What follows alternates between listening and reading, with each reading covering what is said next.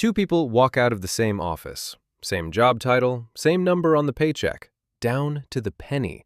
They started on the same day, they sit at desks next to each other, the money hits their accounts in the very same minute.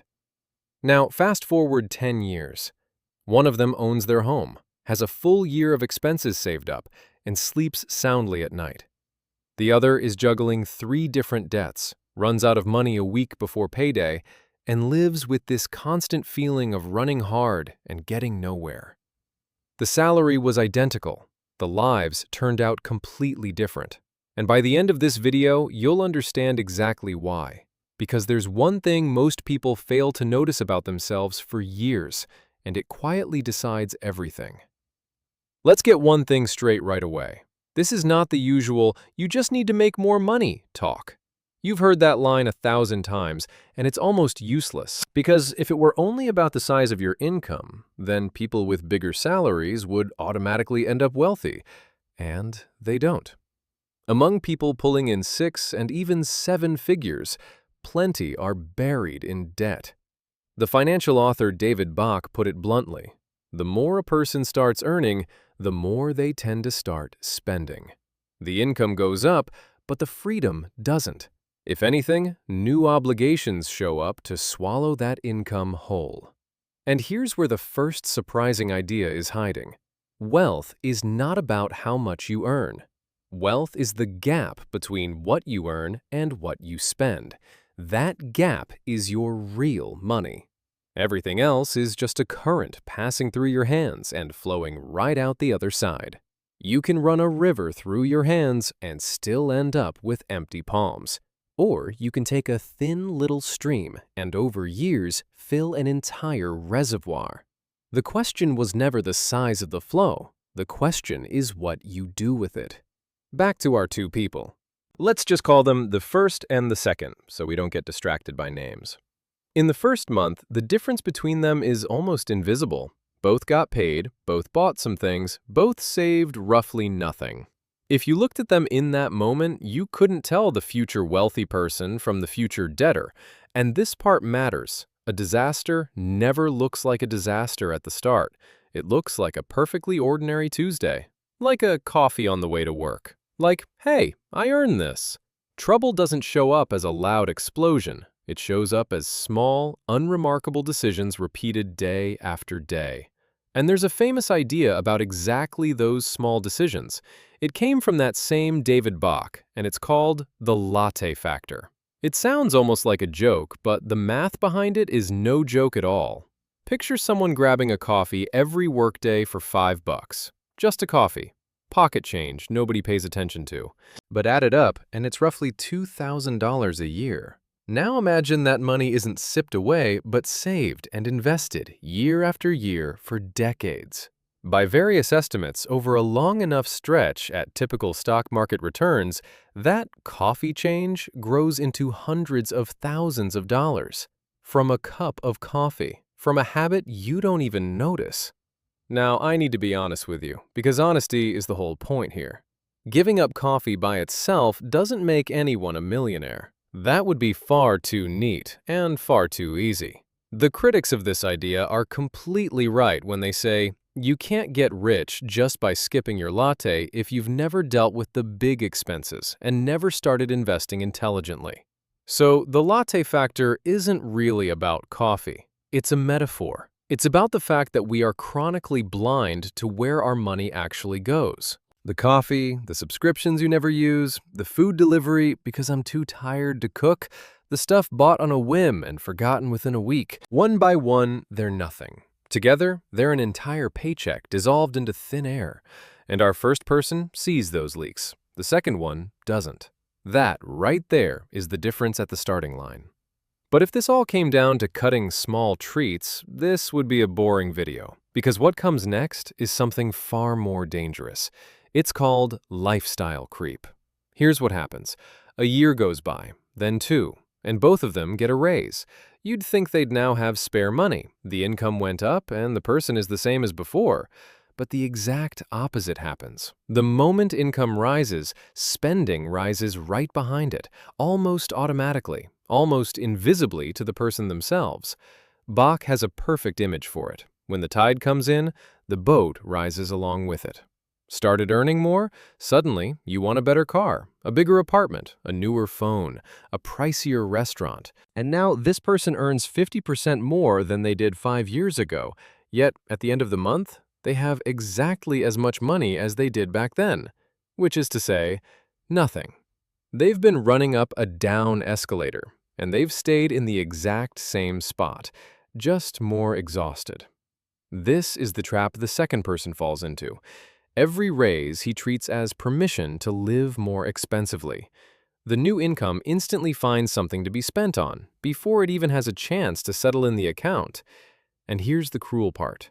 From the outside, his life looks better and better. Newer car, brighter vacations, more expensive things. He looks successful. But behind that storefront, there's emptiness and anxiety. Because the entire lifestyle is propped up by the next paycheck. Let it be late by 1 month, and the whole thing collapses. He isn't wealthy. He's just very good at performing wealth, and that performance is costing him every dollar he has. Meanwhile, the first person does something extremely boring. So boring, nobody makes a movie about it. When he gets a raise, he doesn't raise his lifestyle by the full amount. He lets himself enjoy a little more. But he sends the bulk of that raise to where it works for him. He saves it. He invests it. He pays down debt. His boat could have risen with the tide too, but he deliberately keeps it lower than the waterline and collects the difference. And it's right here, after a few years of decisions like these, that the gap between two people with the identical salary stops being a gap and becomes a canyon. But why can one of them do this and the other can't? They're not less intelligent than each other. And this is where it gets really interesting. This is the part that happens not in the wallet, but in the head. The difference between our two people is not a difference in moral toughness. It's not that one is strong and the other is weak. It's a difference in their relationship with time and with trust in the future. One person believes that tomorrow will arrive, that what's invested will come back, that there's a point in waiting. And so he can turn down pleasure now for something bigger later. The other lives as if tomorrow might not come, as if saving is pointless, and grabs whatever is in front of him right now. And that relationship with time is something we rarely choose consciously. It's built out of our experience, out of whether we saw people around us who knew how to wait and win. Money in general is far less about math than we think, and far more about emotion. Researchers of financial behavior noticed a paradox long ago. Two people with the same income and the same debts can feel completely differently about their financial situation. One, on a small salary, feels calm and secure. The other, on a big one, lives in constant anxiety. Because well-being isn't only the numbers in the account, it's also what you think and feel about those numbers. And now we're finally getting close to the resolution, to the very thing I promised to name at the end. But first, one more turn, without which the picture would be incomplete, because it would be dishonest to tell you it's all down to mindset and habits. It isn't. Two people with the same salary can have completely different starting points. One has parents who occasionally need help. The other has parents who can cushion a hard moment. One carries student loan debt, the other doesn't. One lives in a city where rent eats half the paycheck. The other lives in an apartment they inherited. These are real, heavy differences, and pretending they don't exist would be a lie. Poverty is also a tax on time and nerves. When money is tight, every decision costs more, and there's simply no energy left for strategy. So I'm not telling you that anyone with the right attitude becomes wealthy in 5 years. I'm saying something else. I'm saying that within the range of what depends on you, what decides things is not the size of your income, it's your relationship with money. And now it's time to name the main thing. That one thing people fail to notice about themselves for years. It's their own money script. An internal, almost invisible program that runs every financial decision before you even have time to think. For one person, money is a tool for freedom. and every spare dollar gets directed toward making that freedom larger. For another, money is a way to feel good right now, to numb the exhaustion, to prove something to themselves or to others. And so money never sticks around with them. It constantly turns into an emotion and vanishes. Neither of them chose that script consciously. It just runs in the background, like a quiet program, and it determines everything, until the person finally sees it. And here's the hope. A script can be rewritten. Not in a day, not by willpower on an empty stomach, but slowly, one decision at a time. And it doesn't start with forbidding yourself everything. It starts with simply seeing where your money actually goes. Honestly, no illusions, over the course of at least 1 month. Because you can't change what you can't see. Most people genuinely don't know where their salary goes. They think they know, but ask them to write down every expense for a month, and they'll surprise themselves. The next step is to make the right decision happen on its own, without a daily fight against yourself. Willpower is an unreliable resource. It runs out by the end of the day. So the people who know how to save don't rely on willpower every day.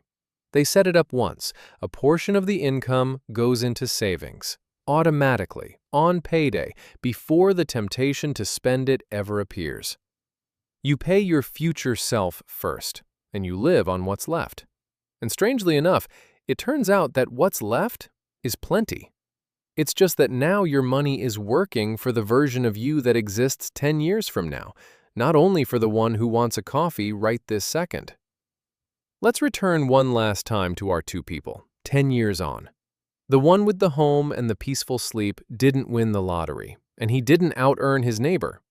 He just made a slightly different choice every month, invisible to everyone.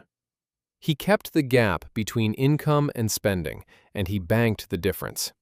He didn't let every raise instantly turn into new expenses. And, most importantly, at some point he saw his own money script and quietly began rewriting it.